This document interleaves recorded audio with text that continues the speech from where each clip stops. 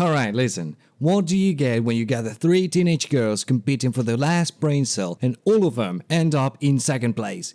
You get Asobi Asobase, an anime whose opening is like this, and the ending is like this. Do not let this fool you. This looks like a cutesy, adorable anime of daily life of three little girls who encounter challenges in their everyday life as they go through school, when in reality it is about these three defective morons who can barely survive on their own. And I love every moment of it. I'm always open to check new shows and anime here and there, but I do have a small prejudice when it comes to comedy anime. A lot of tropes keep repeating over and over again, and at some point it can be either tiring or just not well executed. But this anime, mate, I'm telling you, it's the least politically correct thing I've watched in a while. Like, imagine Ed, and Eddie vibes in female format and pump it up to 11. These girls are insane, but not stereotype. If anything, it actually plays a lot with the concept of breaking stereotypes. For example, Olivia is from American origin, so you would think that she barely speaks any Japanese, right? Psych! She's actually more Japanese than a kimono on Mount Fuji while writing haikus about Hello Kitty. So much so that she doesn't know how to speak a single word of English. She doesn't even know a single thing about American culture and is just as defective as the other characters, which I'll get to in a second. Before proceeding any further, what is the plot of this anime? Hanako, one of the three girls, wants to be popular and admired, but doesn't know how to. So she creates a club which is basically, let's hang around and play games after class, which is not really permitted by the staff for a couple of reasons. One, it's not a real extracurricular activity allowed by the school. And two, they don't have enough members to justify the existence of this club. And Hanako could very easily be the star of the tennis club, but she doesn't do it because it's not popular enough. And that's another thing about this character. She's actually one of the smartest kids in the school, with some of the highest grades in her class. The thing is, she is still dumb because she lacks common sense. Let's put it like this. She's got more books than the Library of Alexandria, but even Venice has more streets than her. You follow me?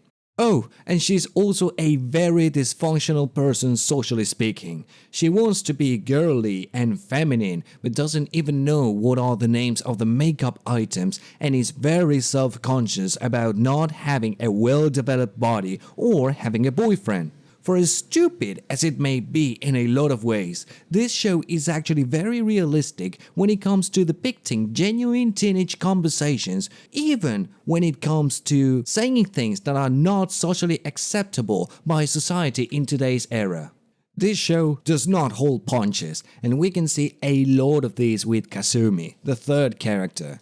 You look at her and you think to yourself, oh, she's the nerdy kind. She also looks very submissive, delicate and well behaved, but boy oh boy, she's a maniacal mess as well. First of all, she's the strongest of the group. She does terribly at English classes and has a severe phobia of men, while also loving to write really questionable fanfiction of yaoi action. To those of you who don't know what yaoi means, it means boy-on-boy love stories. Sometimes it can be quite explicit, to say the least. But anyway, despite loving to write stories like this, she is genuinely terrified of anything related to men, especially penises. No, for real, she actually panics at the idea of thinking about male genitals, and that leads to quite questionable scenarios that end up in hilarious outcomes. Of course, the story is not really a Shakespearean work of art per se, because the plot doesn't really move to a specific direction or crucial moments. It's just a really nice show to watch for the sake of enjoyment. Any chapter becomes a good reason to think to yourself, alright, how are they going to fuck this up this time? And you know what happens?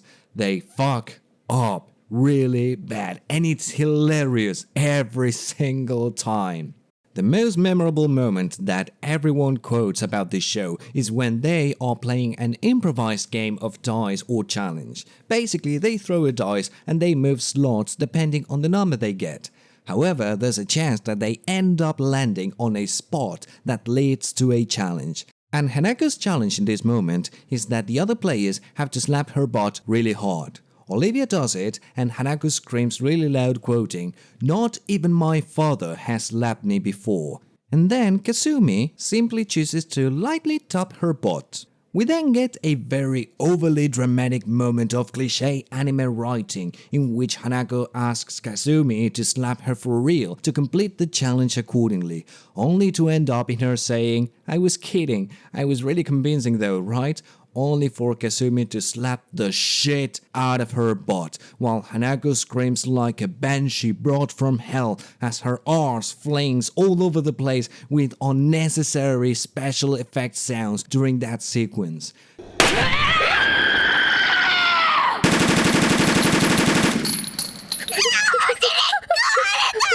This moment is just one of the many wonderful and yet stupid moments of this show where you just can't help but grin. Also, that scream from Hanako, it isn't just that episode. Somebody needs to give the voice actress a bloody award because either her throat must be going through agonizing pain after screaming this much, or she's more qualified to be in a death metal band.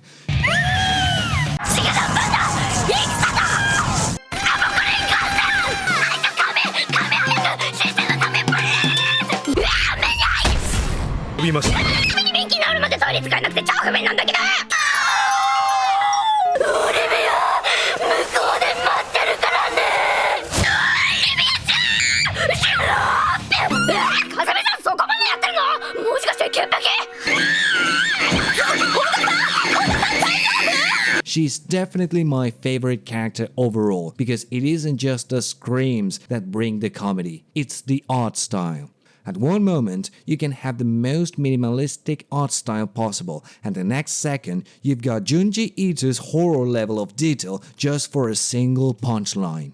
I think that my most beloved episode is when the best English-speaking classmate, who happens to look like a stereotypical old Japanese painting and yet speaks in the most broken Japanese ever, thinks to herself that Japanese people are stupid and wants to speak with Olivia because she's a foreigner. Remember when I told you that Olivia doesn't speak English? Well, she doesn't want anyone to know because she's stupid basically. Anyway, this girl who ends up being the opposite version of a weeaboo in Japan wants to speak with Olivia and ends up in some of the most ridiculous moments in this show, where she basically ends up discovering a new sexuality in her that she never knew she had, because ends up feeling a bit attracted to Kazumi. How do you go from wanting to speak English to discovering you might like women as well by accident?